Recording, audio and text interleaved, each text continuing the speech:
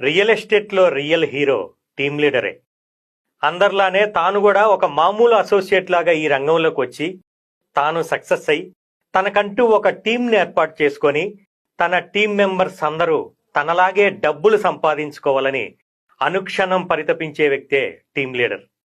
Company management నుంచి వచ్చే టాస్కులు సేల్స్ గురించి కానీ, రిక్రూట్మెంట్ గురించి కానీ, ప్రతి వారం మీటింగుల గురించి కానీ, ఇలా ఏ టాస్క్ అయినా కంప్లీట్ చేస్తూ తన టీంలో ఉన్న నాన్ యాక్టివ్ మెంబర్స్ ని యాక్టివ్ గా చేస్తూ వారికి ట్రైనింగ్ ఇస్తూ, అన్నిటికంటే ముఖ్యంగా ఎంత సర్వీస్ చేసినా సరిగా ఆఫీస్కు రాకుండా, సైట్లకు రాకుండా ఖర్చులకు మాత్రం డబ్బులు ఇవ్వమని సతాయించే కొంతమంది టీం మెంబర్స్ ని కూడా భరిస్తూ తన కుటుంబం కంటే తన టీంకే ఎక్కువ ప్రాధాన్యత ఇచ్చే టీం లీడరే రియల్ ఎస్టేట్ లో నిజమైన హీరో. సేల్ చేసిన తమ టీం మెంబర్స్ ని మేనేజ్మెంట్ సత్కరిస్తుంటే ఆ సత్కారం తనకే జరిగినట్లుగా ఆనందపడే వ్యక్తే టీం లీడర్.